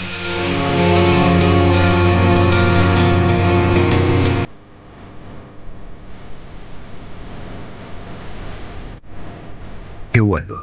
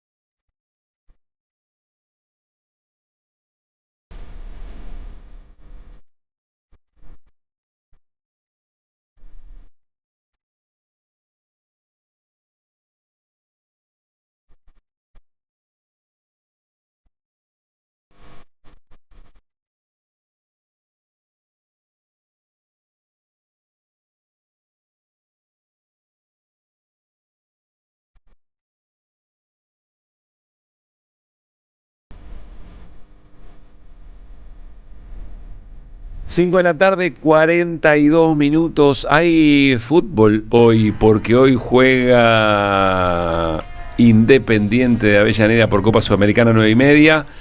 Va de local frente a Universidad de Chile. En el partido de ida perdió 1-0 Independiente. Y también juega Estudiante de La Plata, esta vez por Copa Libertadores. Recibe a Cerro Porteño, a quien le ganó 1-0 de visitante. Ayer ganó Vélez, ayer perdió Huracán y ayer ganó en un partido bien típico de Copa Libertadores, Racing Club de Avellaneda frente a Peñarol, partidazo. Sí, muy copero, con mística, con épica y hasta con penales raros. Para mí fue penal. Todo Para mí tuvo. Para mí fue todo bien cobrado. Bueno, sí, yo no dije Independiente. Muy bien, Néstor. No vi polémicas. Aparte me encanta ese árbitro, quiero decirlo. Así como puteamos siempre los árbitros. ¿Te benefició alguna vez? No, me gusta el tipo que tiene autoridad y para mí dirige muy bien. No me acuerdo si es colombiano o brasileño. Lo ubico por el físico, pero no. Va a la cancha hoy Restivo. ¿Vas a la cancha? Hoy vamos a Avellaneda. Muy bien. Copa. Va a ser un partido Partido también. liminar. Bien de Copa contra la Universidad de Chile, equipo chileno. Bueno, muy bien lo de Racing ayer. Muy bien Racing. Muy bien, lindo partido. Bueno, 5:44. ¿Qué es lo que se viene, Gaby Radiche? Se viene una preciosura que es la 8ª edición del Festival Llegás. Y lo digo, a ver, con una alegría, porque cuando vos vas al teatro en la ciudad de Buenos Aires, te encontrás muchas veces, a veces no porque ya se agotan, pero en cualquiera de los mostradorcitos, rinconcitos de la entrada de los teatros, hay una publicación en papel. También está online, pero en papel es hermosa, que es la publicación Llegás, que desde hace mucho tiempo no solo propone una guía para ver qué es lo mejor, lo que está pasando en el mundo del teatro, sino también reflexiones a propósito del mundo teatral. Y tienen esta 8ª edición del festival que trae no solo algunas invitaciones que son gratuitas, sino además muchísimas obras todas imperdibles, muchas de ellas a mitad de precio. Fíjense si quieren en la publicación, en las redes sociales, en el sitio web de la revista Llegás, que por ejemplo va a comenzar con una acción en particular, que es Evitácora. El comienzo del festival es así, el día 31 de agosto. Después se extiende hasta mitad de septiembre y vas a poder ver, por ejemplo, Las Cautivas. Van a dar también Parlamento, Suavecita, Seré, sobre la mansión Seré. Son todas obras de esas que vos decís, yo no la pude ver, ¿no? Bueno, Modelo Vivo Muerto. Historias que vienen hace tiempo dando mucho que hablar en el mundo de las tablas. Yo la verdad me animo a recomendar absolutamente todas, no porque ya lo haya hecho el trabajo antes Llegás, que vienen recomendando con conocimiento de causa, sino porque realmente son obras que sé que las vas a pasar muy pero muy bien, empezando desde ya por animarte a ver teatro, salir de esa historia de pantallas que tenemos tan a mano y encontrarte con que en lo orgánico, en esto de ir a un lugar y encontrarte con pares, viendo una historia en común, ya se mueven otras cosas. Hay algo de eso que es realmente necesario recuperar. 8ª edición del Festival Llegás, está en el sitio web toda la programación, está en las redes, en el Instagram de Llegás, revista, se van a encontrar con todo esto y comienza entonces con las entradas a mitad de precio del 31 de agosto al 12 de septiembre. El Festival Llegás es realmente un imperdible para ver lo mejor del teatro. Y toda esa gente que hoy ves por ahí en plataforma, si me das en el barro, te vas a encontrar con Suavecita, está en el barro. La Lore Vega está en el barro, está con Las Cautivas. Hay muchas de esas joyas, de esas personas muy valiosas del mundo teatral, están hoy en día en el Festival Llegás. ¿Cuánto dura? Del 31 al 12 de septiembre. Saca la cuenta, 13 días serán. Sí, hay que meterle pata. Sí, ya empieza, digo, porque está toda la programación con las entradas en venta. Volver a ver Mi Fiesta con Mayra Bonardi y Carlos. ¿Tenés un top 3? Las Cautivas seguro. Las Cautivas seguro, Suavecita seguro, y ver a Piel de Lava. Piel de Lava, que es Parlamento, la obra que están dando, es la misma gente de Petróleo. Digo, hay mucho ahí muy valioso y es realmente zambullirse en un mundo que no tiene vuelta atrás. Ir al teatro es una vida nueva. Gracias, Gaby. Que vuelvan las ideas. Que vuelvan. 5 de la tarde, 43 minutos. Hablemos un poco de lo que está pasando en Andis, con Diego Españolo, que es el titular de la Agencia Nacional de Discapacidad. Es el mismo que la familia de Ian Moche. Ian Moche dijeron que les contestó: ¿por qué te tengo que pagar el transporte? ¿Por qué viajar gratis voy yo no? Sí. ¿No?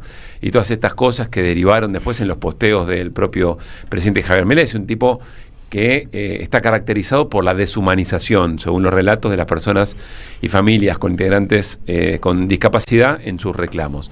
Bueno, se difundieron algunos audios. Lo hizo el colega Mauro Federico en el stream Carnaval y con una colega Y la verdad es que en el comienzo que aparecieron estos audios, uno siempre tiene algún reparo de decir, bueno, a ver qué trascendencia tiene, qué respuesta le da el gobierno. Y llamó mucho la atención que nadie del gobierno salió a decir nada. Bien lo decía Fabián Waldman cuando Pamela David salió a criticar el reloj que tenía puesto Karina Milei. Karina Milei hace un posteo y aclara que cuánto valía ese reloj y qué sé yo, pero de esto no dijeron absolutamente nada. Y por información que Fabián Waldman en Casa Rosada ratifica, y que también yo pude obtener, en el gobierno están muy preocupados por esto.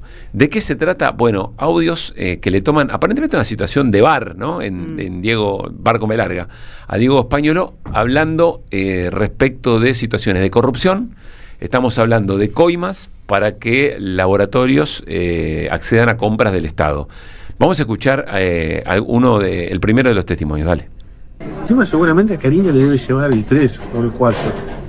Yo calculo que le debe llegar el 3 a Karina, porque seguramente le digan, es el 5, el 1% lo tenemos que repartir entre la operatoria, se va a la operatoria, 1% para mí, y vos, Karina, te llevas el 3. Seguramente le deben hacer una cosa así, están pegando una acogida olímpica. A mí me dicen, yo voy a hablar con Lule.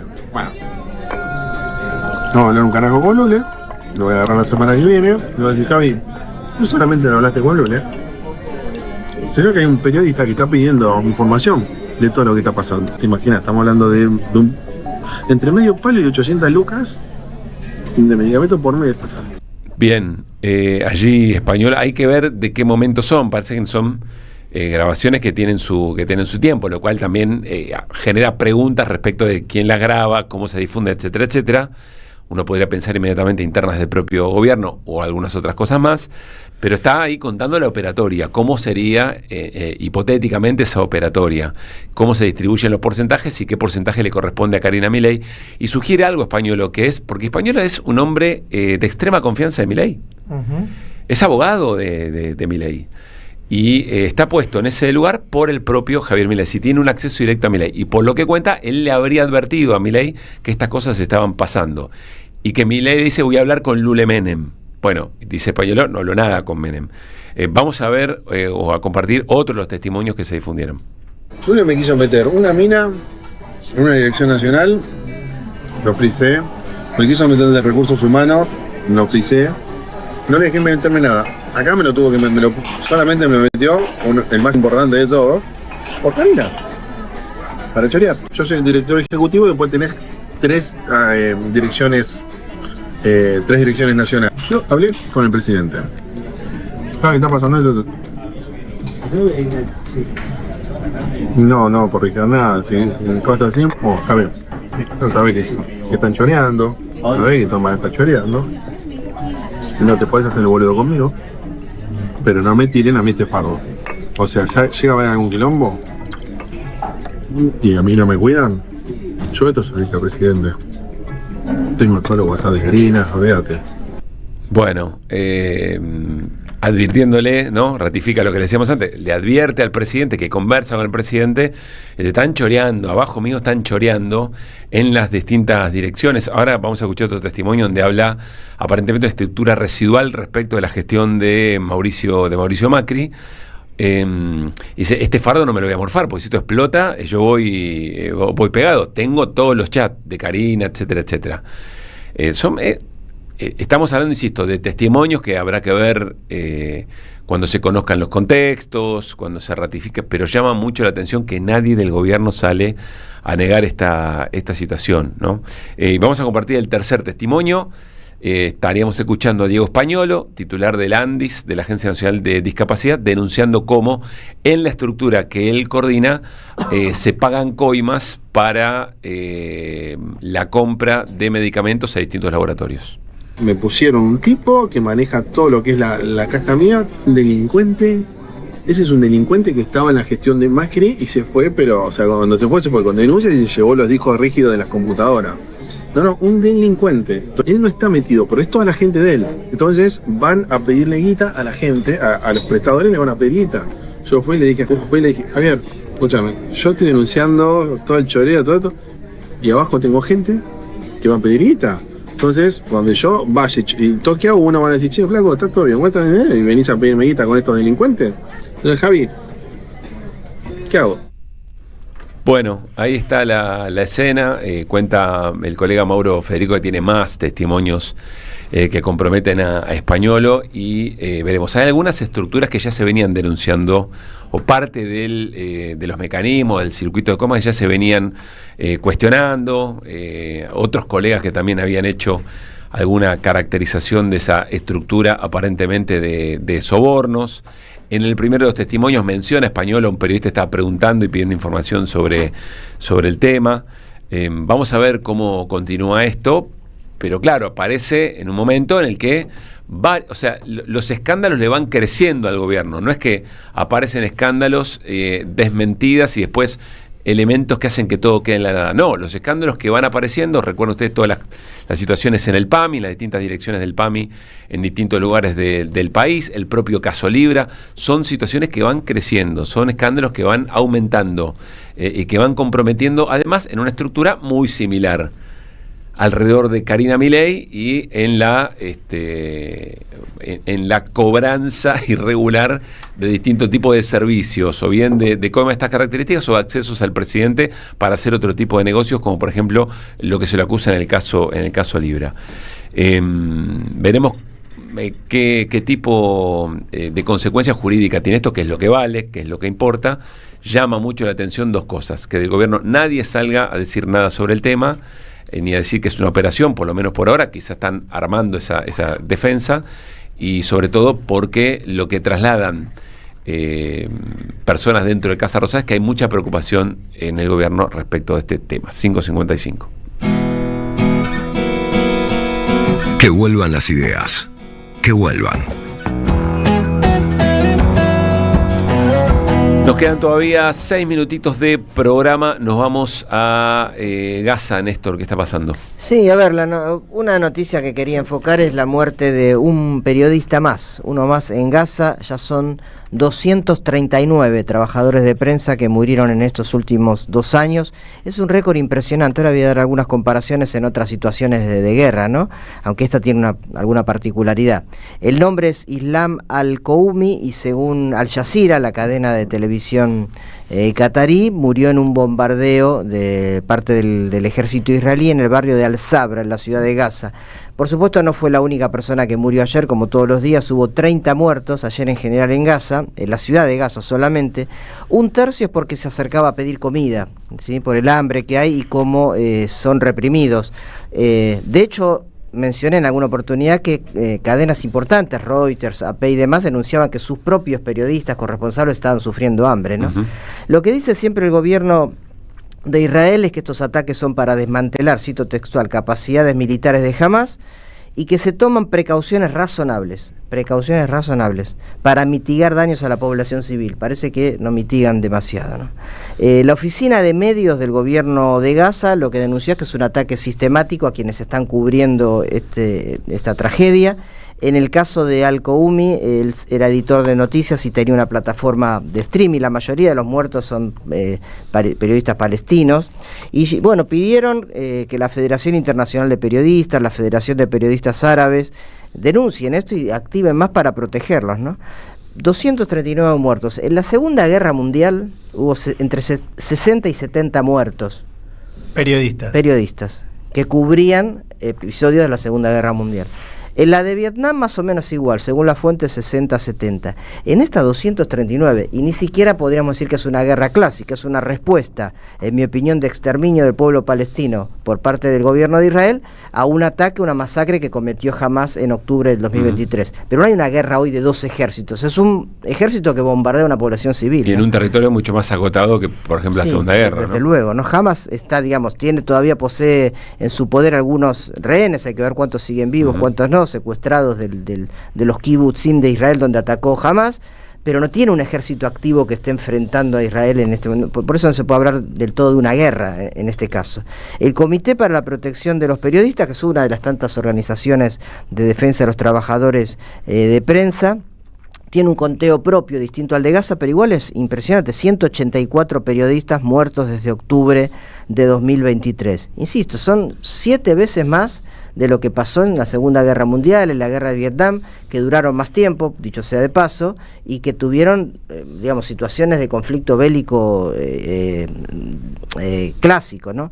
Y Reporteros Sin Fronteras también se ha pronunciado sobre este tema y pidió a la Corte Penal Internacional por los periodistas palestinos para que sean reconocidos como víctimas y no solo como testigos cuando llegue algún día, esperemos, un juicio por los crímenes de guerra en los cuales está involucrado, por empezar, el primer ministro de Israel, Benjamín Netanyahu, y muchos otros funcionarios del gobierno de Israel. Así que bueno, que quería enfocar esto, que además de la tragedia, que por supuesto es mucho mayor del pueblo palestino como tal, hay un ataque sistemático a quienes quieren dar otra versión de lo que sucede en la Franja de Gaza.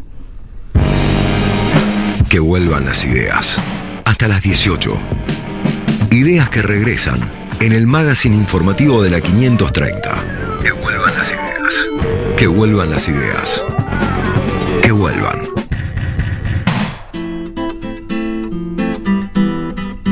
Muy bien, nos estamos despidiendo, pasamos un segundito nomás por el Congreso Nacional a ver quién está en la palabra. Es la diputada Pamela Canetti de Innovación Federal de Salta. Se está trabajando aumento de jubilaciones. A ver qué dice la diputada. 20.6. Y después le tira a los jubilados un 12.5 y en el medio se queda con un 8.1. No le estamos regalando nada a los jubilados. Es lo que este gobierno le sacó. Y no es un invento de la oposición o de nosotros. Existen fallos de la Corte Suprema de Justicia de la Nación, de todas las cámaras federales de todo el país, que establecen que cuando se cambia la fórmula jubilatoria, en ese enganche se debe respetar la movilidad y el derecho de propiedad de los jubilados. Muy bien, mucho carácter y muy contundente la diputada Pamela Canetti de Innovación Federal de Salta, que evidentemente va a votar en contra del veto. Evidentemente. Es decir, afirmativamente por el aumento, la recomposición, como decía Luispa, muy menor, ¿no?, de lo que le manotearon a jubilados y jubiladas. No, me quedé pensando en el evidentemente, porque hemos escuchado argumentaciones y luego votos en otro sentido. Claro, ¿no? si seguimos escuchando hay riesgo de que diga, aún así. Claro. Pero, bueno, nos vamos. Mañana la seguimos, veremos, ¿no? Qué impacto tiene la sesión hoy en el Congreso. Recordemos que el gobierno ya tuvo un revés muy importante porque se sostuvo la emergencia en discapacidad más allá del veto presidencial. El gobierno dice, igual no lo vamos a pagar, vamos a judicializar y veremos a dónde nos lleva esta situación. Y veremos qué dice la justicia. Por supuesto. Radiche, pasala muy pero muy bien. Pero muchas gracias. ¿A qué hora es el partido? 9:30. Te aguanto, te banco. Gracias. Bueno, gracias, Gaby. Te va a estar viendo por televisión. Si me Gaby enfocan, Radiche. te saludo. Muy bien. A Tito lo vi. A Tito lo vi. Chao, Luis, para pasarla bien. Que la pasen muy bien, mañana la seguimos. Chao.